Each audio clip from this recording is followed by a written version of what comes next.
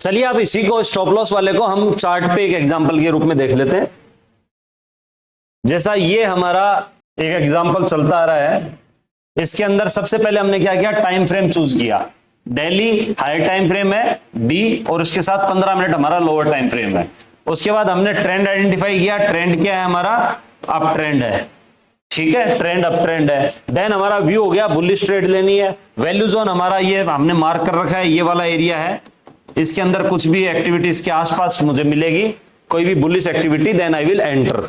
ठीक है, अब मेरा अगर मैं मान लीजिए यहीं से ये प्राइस यहां पे कंसोलिडेट करके छोटे टाइम फ्रेम पे पलटती है और मुझे एंट्री मिल जाती है, अज्यूम कर लीजिए, अजम्पशन है कि एंट्री मिल जाती है, तो मेरा स्टॉप लॉस कहां होगा, यहां होगा, एसएल यहां होगा। और यही प्राइस नीचे तक आती है और यहां से मुड़ती है और मुझे यहां एंट्री देती है, ये मान लीजिए यहां एंट्री देती है प्राइस, तो मेरा एसएल कहां होगा, ये नहीं होगा, फिर मेरा एसएल ये वाला होगा।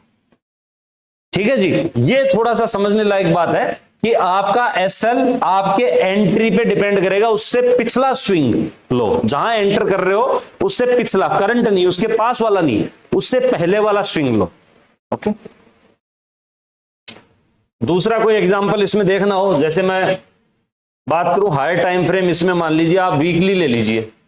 वीकली टाइम फ्रेम पे सब काम करते हैं अपन। वीकली अगर हायर है तो लोअर कौन सा होगा, आर्ली। कैसे होगा, ये हमने टाइम फ्रेम वाले हमारे पहले प्लेनेट पे सीखा था। अगर आपने अभी तक नहीं देखा है तो प्लीज पहले प्लेनेट वाला वीडियो देखिए, वहां पे टाइम फ्रेम्स कैसे चूज करना हमने बताया। प्राइस यहां पे है, एक पिवोट ये है, एक ये है, एक ये है, एक ये है, राइट, इसको एक ही पिवोट बोल सकते हो आप। तो ये हाई है, ये लो है, ये हायर हाई है और ये हायर लो है। हायर हाई को भी क्रॉस कर चुकी है, price ATM all time high पे आसपास है, ठीक है, इस एरिया में है।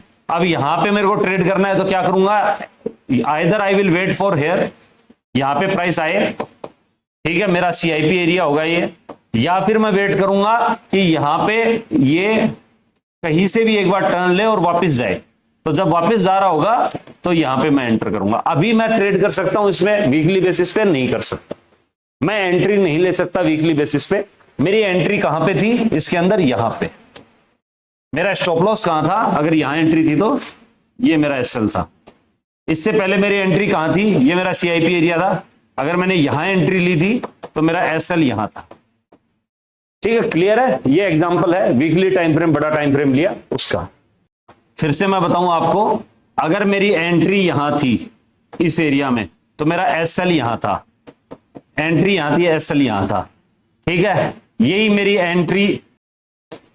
मेरी एंट्री यहां रेजिस्टेंस क्रॉस पे थी, एंट्री किस पे थी, रेजिस्टेंस पे, तो मेरा एसएल कहां था, ये एसएल था, ठीक है। Depends on your entry your SL will be decided. तो एसएल क्या होगा, लास्ट स्विंग लो, जहां एंट्री ले रहे हो उससे पिछला स्विंग लो, ठीक है। वही मैं बोलूं कि मैंने मान लीजिए यहां एंट्री ली थी तो मेरा एसएल क्या आएगा, ये एसएल आएगा। ये मेरा सीआईपी था, मैंने यहां एंट्री ली मान लो, तो मेरा एसएल कहां आएगा, यहां मेरा एसएल आएगा। आप देखोगे जितना बड़ा टाइम फ्रेम है आपका एसएल हिट होने के चांसेस उतने कम होते हैं।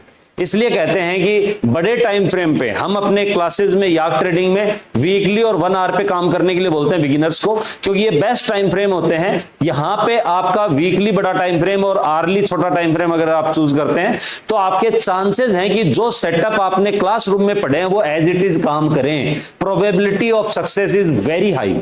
और जितने छोटे टाइम फ्रेम पे आएंगे इनकी प्रोबेबिलिटी कम होती जाती है, फ्लक्चुएशंस उतने ज्यादा, वॉलेटिलिटी उतनी ज्यादा बढ़ती जाती है।